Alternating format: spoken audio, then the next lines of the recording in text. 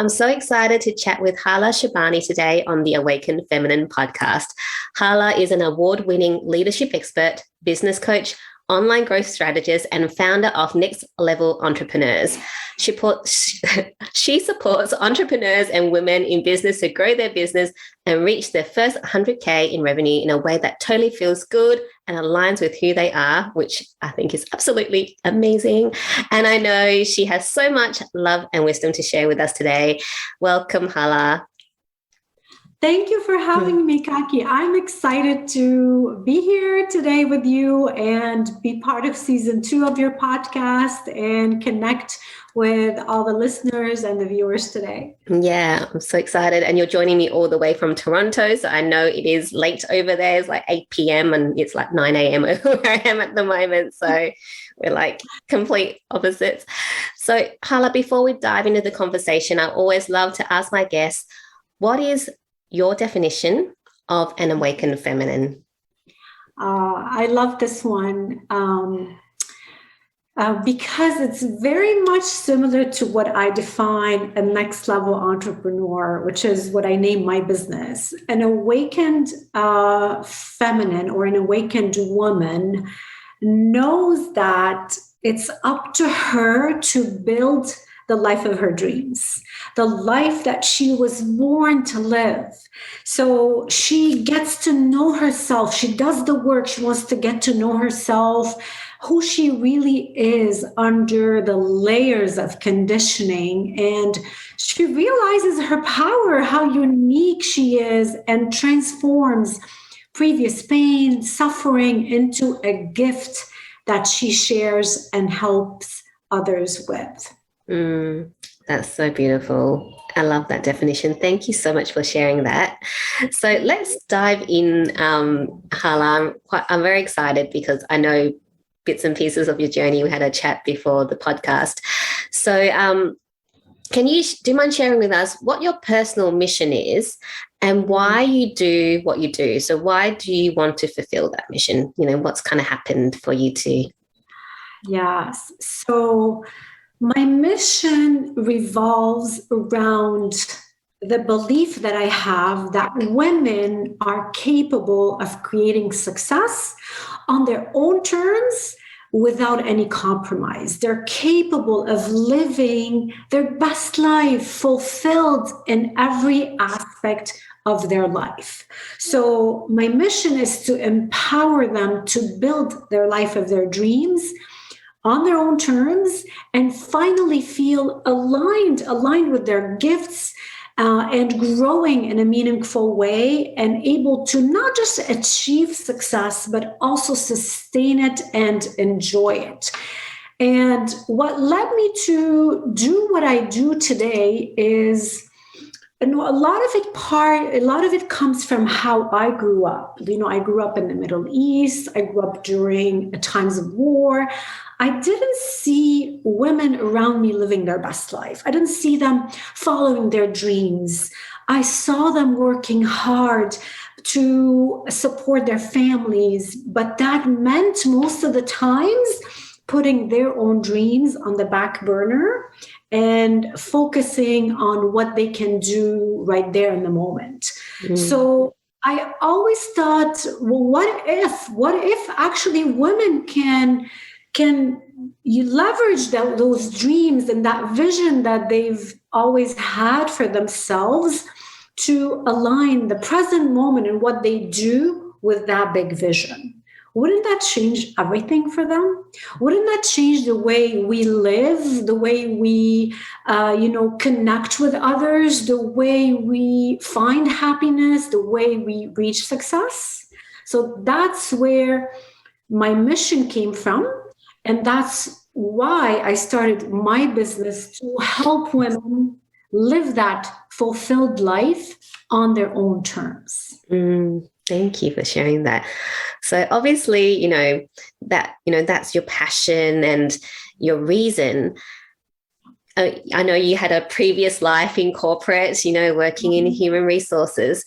So how did you go from, that corporate career to now running your own business and teaching other women to, really create that life that they want, to be that successful entrepreneur and reach the goals that they want to achieve?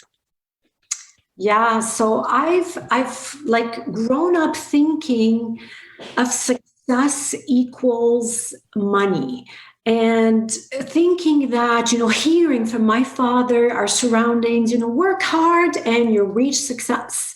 So I didn't know any better. So I worked hard for 18 years in corporate settings, working 65 hours a week for all these years, thinking, I'm going to reach my success. And it did pay off in a way that it did help me make a name for myself. It did help me get some great results, achievements, but it didn't give me fulfillment. It didn't make me happy. And I didn't know what was going on. It was like a shock. I'm like, why am I not feeling as happy as I thought I would be at this point of my life? I was 39 when I realized, like, there is something off, like something needs to change. I had been ignoring this feeling for a few years. I feel like a nagging feeling that I should be doing something different, that I could make more impact in a different way. But I kept on ignoring it and saying to myself, but you've built all this career, you've worked hard for it, don't throw it away. So what happened is, the company I worked for, a top Fortune 50, I was leading their expansion into a new country, and they decided one day to close all their operations in that country where I was in, all 145 locations. So the career I had built, all of a sudden I found myself, I have no career and I have no plan B. So I had a choice. I either let fear take over, or I use this as a great time to pivot and do something that I felt called for. And that's what I did. I took time to, I said, I don't want to get another corporate job. I want to actually take time for myself. Like I said, I was 39 at the time and never had a day where I wasn't working. I started working at 15. So I took time for self-discovery. I took time to do things that I felt I always wanted to do. I took time to do fun things. And from there, I rediscovered, reignited, and remembered those dreams that I had been ignoring. And through following, that calling, listening to my inner voice, I felt called to use and leverage that expertise that I've built, helping multi-million-dollar corporations, put it in the service of women, of entrepreneurs like you and me, small businesses who might have the passion but don't always have the know-how to grow their business and reach like 100,000 and more in revenues. Mm-hmm. Wow, that is so cool.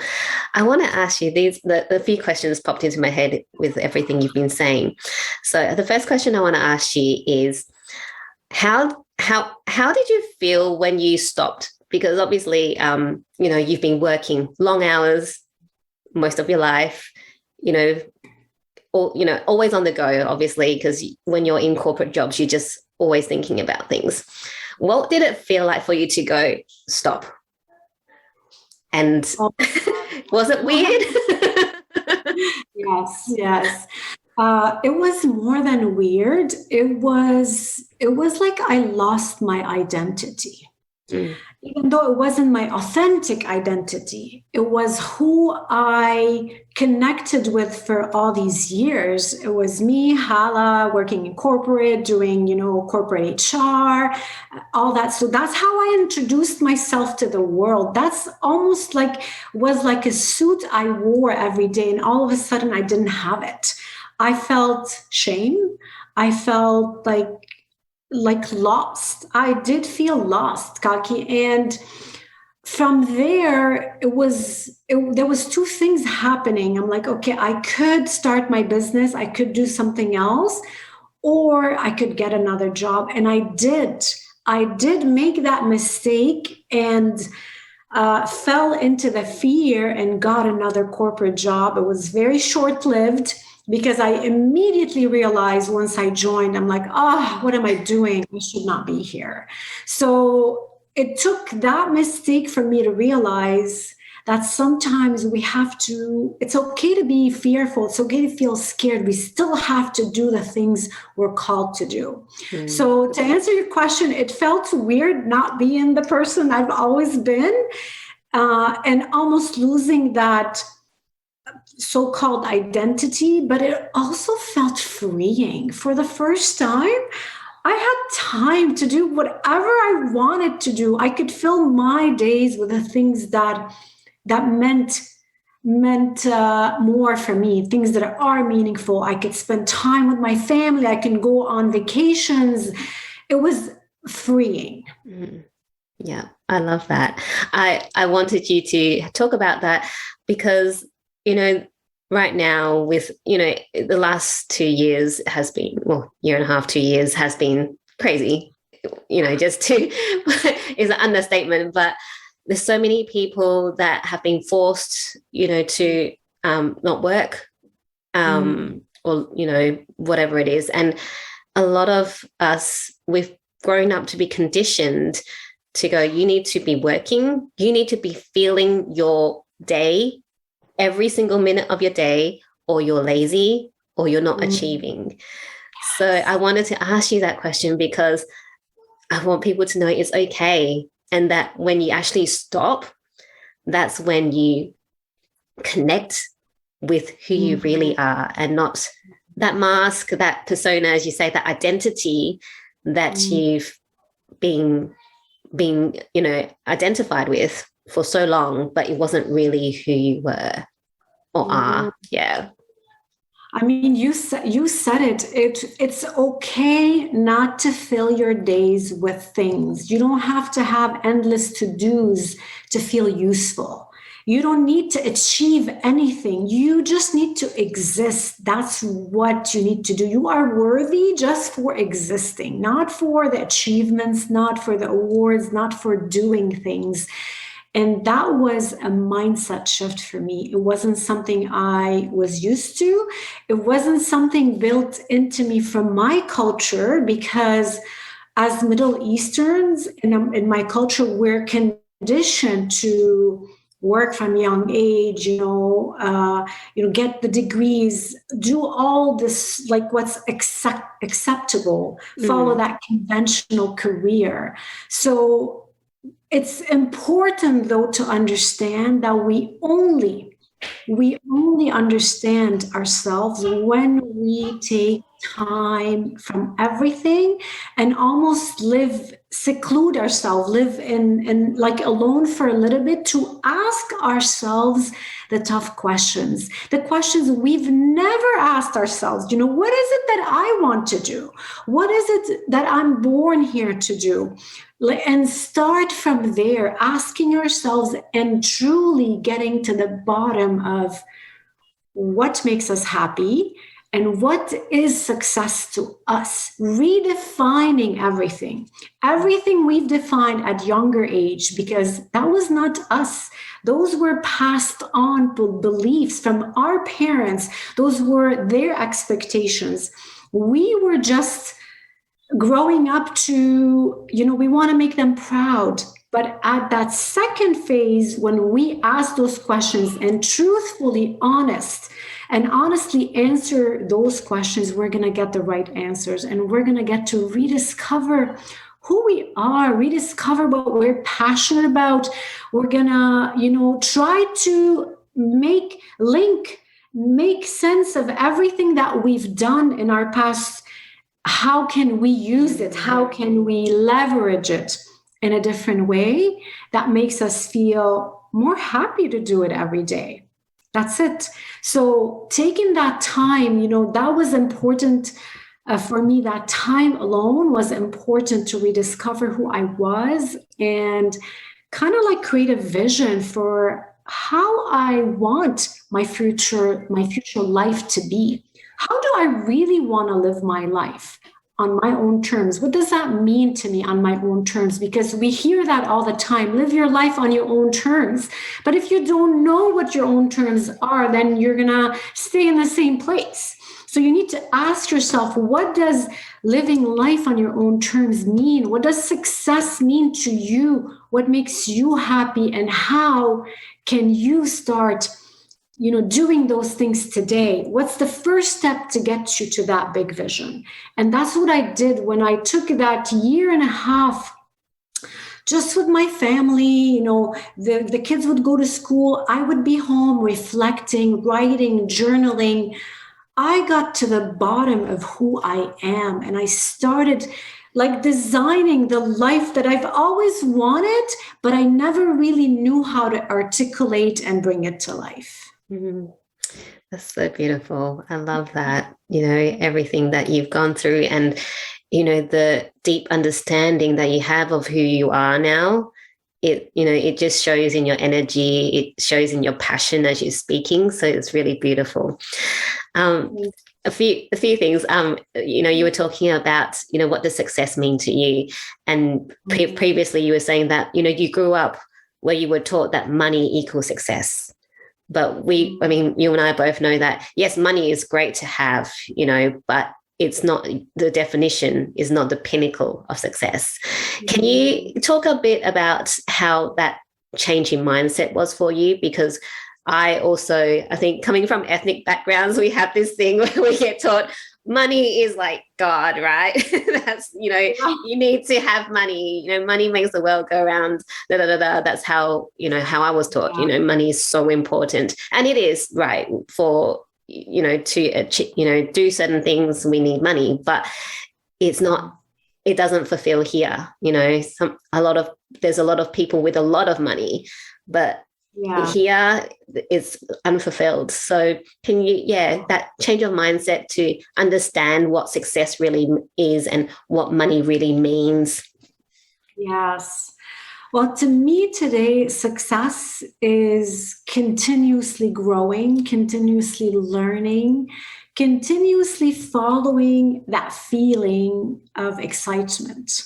I try to live in the present, focus on what I need today, not what I think I want today, what I need. And it just flows by listening to myself, by, listening to my intuition.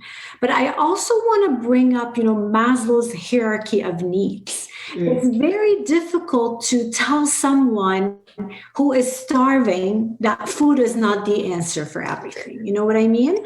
Yeah. Someone who doesn't have the minimum to live, to survive, safety, all that stuff, that's going to be their only focus, to earn enough money so they can live, so they can have a home, so they can be safe.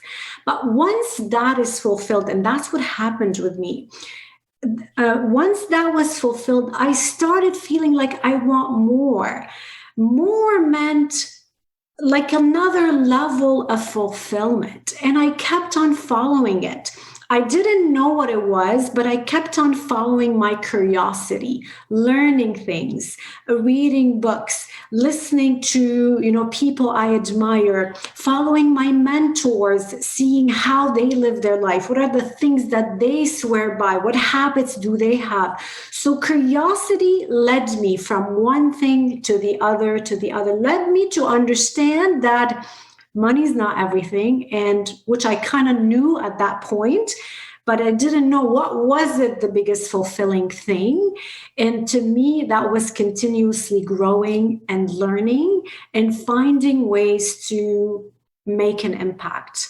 It went from achieving things for me to making an impact for others. That was the difference in how I redefined success. Because to me in the beginning, as I was in corporate, I was getting promoted. Every time I'm a top performing leader, I would feel good.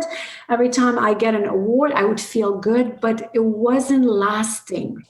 And I realized the missing piece is that turning what you're making to use it to help others. And when I started doing that, when I started, helping women start businesses, when I started volunteering, when I started giving advice, when I started seeing how important and life-changing what I knew, which I didn't feel it was special in the beginning, but when I realized so many people need it, and when I was giving it, how life-changing it was for them, wow, that feeling of wholeness was coming to me, that feeling of fulfillment.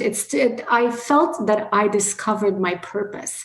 And every one of us has a purpose. It's not the same purpose for all of us, but everyone has a purpose. And once we discover it, once we, maybe by accident, most of the time it's by accident, once we get to it, it will change everything, because it will make what we do more meaningful and much more impactful.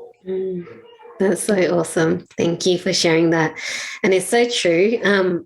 We go through most of our lives, just thinking about us, achieving for yourself, da, da, da. But when you get to that point, I think a lot of us, in this entrepreneur world, is we get to this point where we're going, it's not fulfilling us anymore. What is it?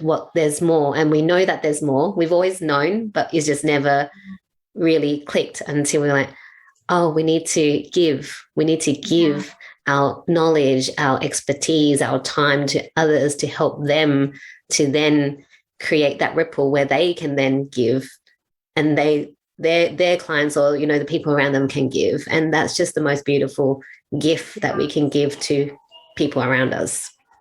Absolutely. That's how the world goes round. Like, that's how one person helps another, the other person helps another. Imagine if every one of us is in their purpose, is making an impact, is sharing lovingly, sharing without expectations what they know, what they've learned the hard way with others, how we would impact the world, how much of a better place the world would be. Oh, yes. I look forward to seeing that, and I know in the last 1.5 2 years, there's a lot more people realizing that they have a gift to give to others. So, that love is spreading further and wider than it was before. So, it's great to be able to meet beautiful women like you, to be able to share your stories and just talk about all this amazing things that you do and how you help other people, and where you came from and how you got to where you are. So I thank you for saying that. I definitely feel the collective shift that's happening in the world and society. People are removing the layers of conditioning. People want to show up as themselves. We are letting go of what people care, what people say about us. We're letting go of so many things that we thought was important. And we're really diving and understanding and living what's important in our life and making an impact. And it just fills my heart to see that. Same. I love that. Hala, I want to ask you something else that's popped up in my head as you were talking. And you were saying that when you were back in the Middle East, you see the women around you, letting go of their dreams to, fulfill and make sure the family's looked after. And, as women, as mums, everywhere, really, a lot of us, once we have children or once we have a family, it's like, oh, we're a mum now and that's all we are.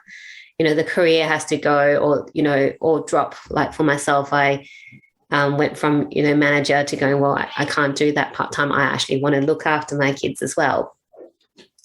And so when you were back home, was it there that you realized that women didn't have to be that way? Or was it after you moved over to, to America where you went, or like realizing that what you thought back there is actually achievable. Like kind of, I guess I want to kind of pinpoint and have you talk about that transition from kind of knowing it's, it shouldn't be like this to really knowing that it shouldn't be like that. Yeah.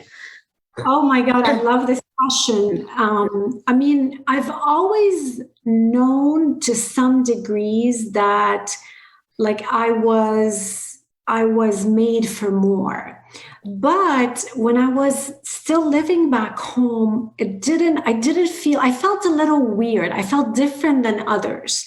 I didn't feel special. No, I felt different. And I was trying to find my place in the world. I was trying to fit in. And that meant wearing the mask. That meant, doing the things that I'm supposed to do at work, saying the right things, all that kind of stuff. But when I moved to the US and started like observing around me and seeing different kind of leadership and seeing opportunities, and it started clicking. I'm like, okay, there's another way of living your life. There's another way of leading. I don't have to be like, I'll be honest, I had a little bit of anger back home because I was in a male dominated environment, and I was a woman with ambition who wanted to, carve a path, and it wasn't easy. So it was kind of like there was like upsetting me. It was building anger inside me. But that changed when I moved to the US and saw that, the best way to lead is by being ourselves, is by helping others, is by sharing. But I was still at the beginning stages of that awakening. It wasn't like full-blown awakening. But I was realizing and changing and growing as a leader and as a mom and as a person, and trying to be a little bit of everything, trying to be the best wife, the best mom, the best leader, trying to do it all. But in that first period, it had left me exhausted because I wanted to do it all in the same time. So as I've grown, as I've, years passed, I found that balance. It's not really a balance. I found that I need to focus on what I need in that moment. It's not everything. Balance is not doing everything in the same time. Balance could be this year, I'm just going to, take a step back in my, let's say, promotion or going up the ladder and focus more on my family. Or next year, it's full blown business, all that stuff. So that was what I figured out. That balance doesn't mean doing everything in the same time. Balance is what I feel I need during that time. And that changed so many things for me, and changed my habits. It changed how I felt, because for a long time, I felt that I needed to do so much more to get ahead because I'm a little behind and all that. And that feeling, that mindset, when you're operating from the mindset that you're behind, it affects everything, right? Yeah. It affects your days. It affects the way you connect with people. It affects the things you do. It forces you in a way to do more, but not everything that you do is impactful or connected to that big vision. When I realized that, I can do things on my own terms, on my own pace, I need to do what I need, what I feel I need today. It changed everything. And I started aligning what I do to what I want, to what my vision is. And that alignment in my life and my business and how I fill my calendar, that alignment just transpired and helped me grow, helped me feel joyful doing the things that I do. Thank you for that. I love it. It's really a dance, isn't it? It's the ebbs and flows of life, and it's like a dance. You can have it all, but you can't have it all at the same time. Absolutely. And the thing is, sometimes you might be focusing on your family, but other parts of your life, because you're listening to what you want, will also flourish, will also, good things will still come into different areas of your life. It's not just because you're focusing on your family that all the other things, get pushed aside and doesn't happen. Things still happen. The world still moves, and it's just realizing it's that dance and listening to that ebbs and flow, and realizing that just because you're focusing on one area of your life, it doesn't mean the other areas are neglected. It actually means that because you're actually feeling more joy and feeling more fulfilled and filling your cup, that those areas also start popping, and things happen magically. It does. Sometimes small actions, small things that you do intentionally that are aligned with what you want are far more transformational than years of you hustling and trying to do all the things. Small things sometimes are far more transformational because you've put your everything in it. That intention changes a lot of things, changes the results that you get. Yeah, such great advice, great tip, because it is so true. It is so true. And, we talked a lot about allowing yourself to just be and rest and, listen to what your soul or, wants you to tell you. Because a lot of times it's those moments, again, where the miracles or the good things happen because you're actually listening to yourself rather than listening to all the external noise around you. So such a great reminder, like so many great tips and advice from you in this conversation, which I'm absolutely loving. Hala, I want to ask you to get a bit personal with us, if you don't mind. I want to ask you, what's something that's really been very challenging in your life, but has really led to you having like one of the biggest breakthroughs that you've had? I mean, I've went through a lot of challenges, but I won't talk about the ones when I was younger because I felt more it was my parents going through the challenge and I'm just going through the aftermath. But when we moved to the US, it was right before the economy crashed. So we had lost our investment during that time, and my husband got sick. So there was a lot of like personal and family challenges that had even put more pressure on me to perform even better in my career, in my job, because I was the sole breadwinner at the time. But I took that I welcomed it in a way. I'm like, this is for our best. I know there's a reason why this is happening. And it did, because from that, I started, getting promoted with the company that I was working with. And I was then nominated to be part of the expansion team and relocated to Canada with my family. So sometimes we don't know why things are happening. A big challenge happens in our life, but throughout my experience, I've realized that every time something major, a big challenge has happened, it always turned out to be for my best. It always, despite of how hard it was at the moment.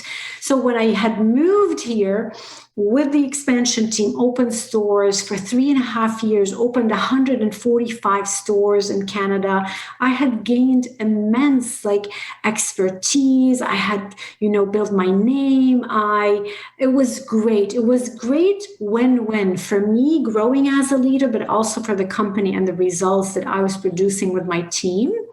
And the other challenge is all of a sudden, losing this career that I had built, like the rug being pulled literally from under my feet. You wake up, you're thinking you're going to work, and you hear on the news that your company closed. So that was the other challenge. And we just talked about that. But Yeah, that was another thing. Also, realizing that when there's a challenge, we have to trust. We can't fall victims to the fear. We have to trust that, hey, there's another door that's going to open, and I'm just going to sit here and trust that it's coming instead of sitting here and complain and why is this happening to me. And I never had that victim mentality. So when I trusted that it's happening for a reason, it did. Like, life opened up. I started my business. I started connecting with women who really needed that expertise and needed to grow their businesses. Some of them were pivoting from corporate. So we had that connection. Like, they've also worked for so many years. We had that connection. Some of them had already started their businesses, but they were struggling to grow it, because sometimes we're passionate about what we do, but we don't have the business knowledge or know how to do it well and make it thrive. So it was great in the same time for me. Like, something great came out of it, a big breakthrough for me and for others. So I always say, my advice to others, just trust that things are going to happen. Sometimes challenges are going to happen, but they're going to be for your own good. And when you trust, you are letting go of that control, and you're allowing the universe to deliver the best things to you. I love that. Trust, allow, and surrender. Yes. Yeah. I love that. Because, right now there's so much fear. The last year and a half, 2 years, there's just been so much fear, and it seems to be building, up. This fear is seems to be, getting more and more as we progress. For people that, we're just talking about, there's, people that are going through fear, to trust. What's something that they can do to really start trusting? Because it is very hard to trust. For me, that was something. It was like, trust. What am I trusting? Who am I trusting? And not listening to that voice when you have never, ever taken time to listen to it. Yeah. It's very hard. Can you maybe give our listeners or viewers tips or advice on how they can start trusting themselves? Yeah, the first thing is protecting your energy. Protecting your energy. If you're surrounded by people who you feel like they're draining you, after you leave them, you're feeling negative, drained, all that stuff. Just protect your energy and stay away from people who do that. And be mindful. That means realize what you need. What are your needs? Give them to yourself. That could be being on your own. That could be meditating. That could be, going for a walk in nature. Those are all things that help me connect with my intuition and trust. Also, I'm going to say something like praying is, I don't see many people talking about praying, but praying and God has helped me through some of the toughest moments of my life. When you pray and you put all your problems in His hands, He's bigger than us. He's going to deal with it. Why would I worry? Because I'm going to give it to Him to handle. So trusting, listening to your inner voice, protecting your energy, being mindful, meditating, journaling is a great way as well to develop that trust. Asking yourself the right questions and journaling your thoughts. What is coming up without questioning your thoughts? Just let them flow and let go of control. Stop controlling situations in your life. Let whatever be happen. That's it. Letting go of control and letting things happen, and you'll see how things will change in your life. That's exactly what I did. And how I continue to do it, I continue to trust myself. If I feel guided to do something, I don't question it. Don't question, trust. That's it. Listen to your intuition, listen to that inner voice that's inside you, that's guiding you, and let whatever be happen. Thank you for those awesome tips and advice. And I resonate with every single one. And I know that every single thing that you said works. So if you're going through fear, or if you're just starting to hear that, little voice in your heart, it's great tips there to really start harnessing that power of that inner voice. And again, like you said, trusting God, trusting the universe, whatever your, beliefs are, to really just ask for help, praying, it doesn't have to be, you don't have to be religious to pray. You can, just ask for help, to get through whatever it is that if you're going through a tough time, to be able to get through it, because you always come out on the other side. And, the best thing is you come out the other side and learn the lessons from it. And if you come out the other side and still haven't learned, then you just caution, you'll probably revisit that lesson again until you learn that lesson. But either way, you will come out the other side, and, just ask for help to help you just get through that, so that you stay grounded and present in the moment. Yeah. Absolutely. Sometimes the best things are the simplest. They're not complex answers, solutions. They are very simple, and they are right in front of our eyes. And when you trust, when you allow the solution to come to you, when you allow trust to take over that fear, you're going to find, the answer is going to come to you. You're going to all of a sudden have it in your mind and your heart, say, oh my God, I can't believe I didn't think about this. Yeah. I love it. Hala, I mean, you've gone through so much in your life, and you've, come out the other side stronger, more passionate, more, trusting, just, more amazing, right? I want to ask you, if you had a chance to time travel back to a younger version of you, knowing everything that you know now, what's that key piece of advice that you'll give to your younger self? I would say, we just talked about trust. I would say trust yourself. I would say keep on standing out. Keep your focus on being your true self. Keep your focus on being your true self. Ignore those who don't believe in you, who don't support you. They don't matter. It doesn't matter in the big scheme of things.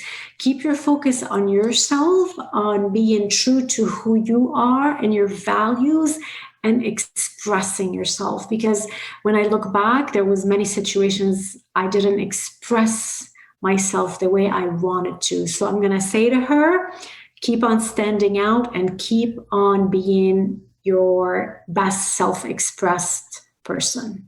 Thank you. That's beautiful advice. Thank you for sharing that. And Hala, before we wrap up, can you share with us what is setting your soul on fire at the moment? Oh, what is setting my soul on fire is helping entrepreneurs, professionals who are feeling unfulfilled despite the success, despite taking bold action, despite doing all the things. They still feel they're missing something. What is it they're missing? They're trying to find the answer. They're looking for a strategy. They're looking, and I see so many of them, they're looking for that answer. I'm going to say the answer is within you. Stop looking for a savior, for a hero. The answer is within you. And I'd love to connect with them and help them find those answers and align their life, what they do on a daily basis, with that big vision of what they're born to be and become. Thank you. That's beautiful, Hala. Thank you so much for sharing your love and wisdom with us today. If people want to find out more about you and how they can work with you, where should they go? Yeah, they can definitely check my website, www.nextlevelentrepreneurs.com. And they can also connect with me by going to Next Level Entrepreneurs/free resources. I offer a free consultation. We can chat about where they are, where they want to go, what's the best way to get there, and how I can support them. They can also, I'd love to connect with people on LinkedIn. I'm meeting so many amazing women, entrepreneurs, professionals. They are lighting my soul on fire. So if they are on LinkedIn, I would love to connect with them. Hala Shibani as well. Awesome. I'll have all your details in the show notes so people can find you. Thank you once again. I've loved our conversation. Likewise, thank you for having me. This was wonderful, and I hope you have a great day. Yeah, thank you. Bye.